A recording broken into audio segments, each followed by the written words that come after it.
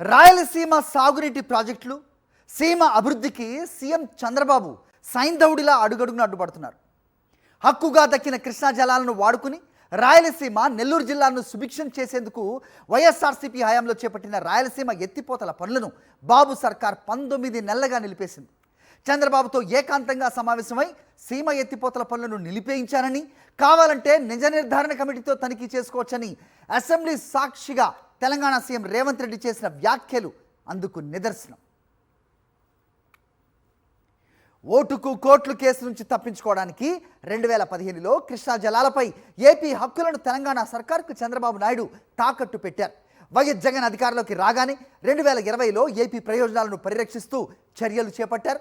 వైఎస్ఆర్సీపీ హయాంలో చేపట్టిన సీమ ఎత్తిపోతలతో పాటుగా రాయలసీమ కరువు నివారణ పథకం కింద చేపట్టిన కాలువల ప్రవాహ సామర్థ్య పెంపు, కొత్త ప్రాజెక్టుల పనులకు చంద్రబాబు సర్కార్ నిలిపేయడంపై సాగునీటి రంగ నిపుణులు, రైతులు ఆగ్రహం వ్యక్తం చేస్తున్నారు.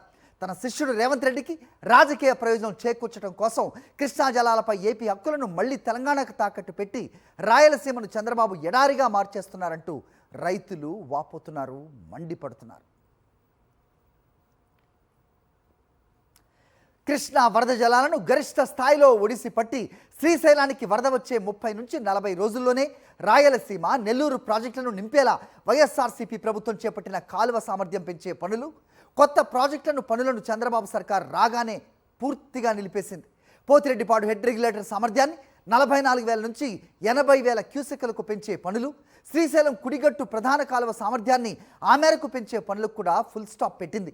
అంతేకాదు, గాలేరు, నగరి వరద కాలువ ప్రవాహ సామర్థ్యం పెంచే పనులను పూర్తిగా ఆపేసింది బాబు సర్కార్. కేసీ కెనాల్ ఆయకట్టును స్థిరీకరించడానికి వైఎస్ఆర్సీపీ ప్రభుత్వం చేపట్టిన రాజోలి, జోలదరసి అలాగే రిజర్వాయర్ల పనులను కూడా పూర్తిగా ఆపేసింది.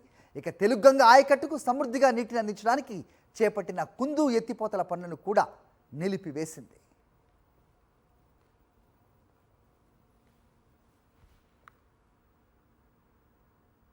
టోటల్గా ఆంధ్రప్రదేశ్ ప్రజల హక్కుతో ఉన్న వాటినే కాదు, పూర్తిగా ప్రయోజనాలను కూడా తెలంగాణకు తాకట్టు పెడుతున్నారా అనే అంశంపై పూర్తి అప్డేట్స్ మా కరెస్పాండెంట్ రవీందర్ రెడ్డి తెలుసుకుందాం. రవీందర్, ఏం జరుగుతోంది? సో అభివృద్ధి చేయాల్సిన ముఖ్యమంత్రి అభివృద్ధికి సైంధవుడిలా అడ్డుపడటాన్ని ఏ రకంగా చూస్తున్నారు?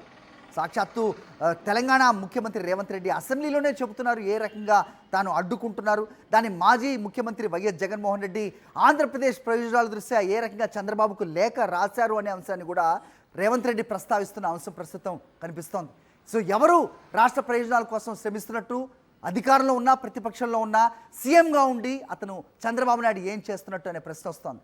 ఏం జరుగుతోంది? అప్డేట్ చెప్పండి.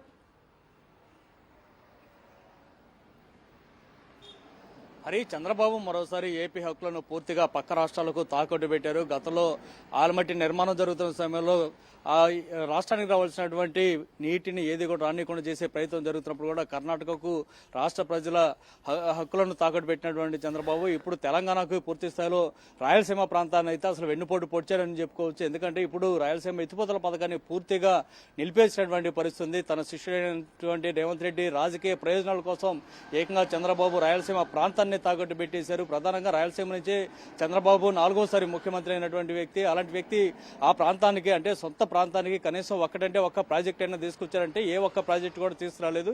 పైగా గతంలో వైఎస్ జగన్ తీసుకొచ్చినటువంటి ప్రాజెక్టులను కూడా మధ్యలోనే నిలిపేసినటువంటి పరిస్థితి. దీని ద్వారా ఒక్క రాయలసీమే కాదు, ఆ ఎఫెక్ట్ పక్కన ఉన్నటువంటి ప్రకాశం, నెల్లూరు, కృష్ణా, గుంటూరు జిల్లాల మీద కూడా పూర్తి స్థాయిలో పడబోతుంది. రాయలసీమ ఎత్తిపోతల పథకం మొత్తం నిలిపేసినటువంటి వ్యవహారం గురించి సాక్షాత్తు తెలంగాణ ముఖ్యమంత్రి రేవంత్ రెడ్డి అసెంబ్లీ సాక్షిగా బయటపెట్టిన తర్వాత ఇంతవరకు చంద్రబాబు నోటి నుంచి ఒక్క మాట కూడా బయట రాలేదు.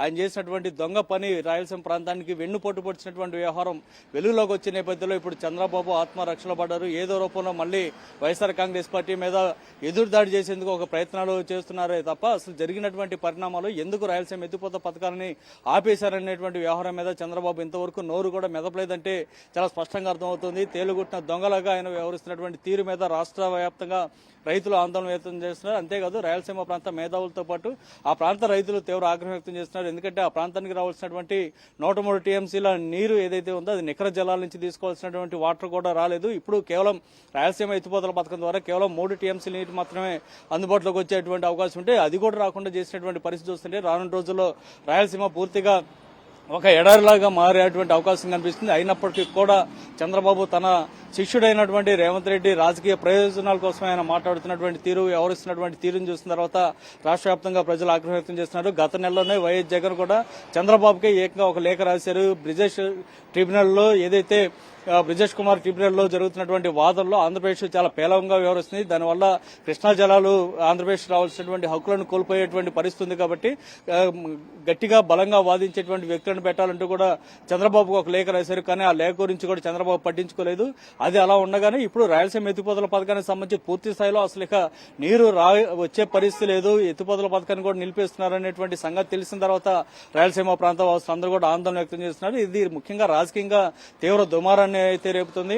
ఇటు కోస్తాంధ్ర గానీ ఇటు రాయలసీమ గానీ పూర్తి స్థాయిలో రైతాంగం అంతా కూడా పెద్ద ఎత్తున ఆందోళన చేసేటువంటి పరిస్థితి. దీనికి సంబంధించి ఒక పూర్తి స్థాయిలో కార్యాచరణ కూడా రైతు సంఘాలన్నీ కూడా తీసుకునేటువంటి అవకాశం కనిపిస్తుంది. దీనికి సంబంధించి ఇప్పటికే రైతు సంఘాల నాయకులు కూడా చర్చలు అయితే వేస్తున్నారు. దీనికి మరి ముఖ్యమంత్రి చంద్రబాబు ఏ విధంగా స్పందిస్తారు, దీనికి ఏం సమాధానం చెప్తారు? రేవంత్ రెడ్డి చేసినటువంటి సవాల్ కూడా ఆయన చాలా స్పష్టం చేశారు.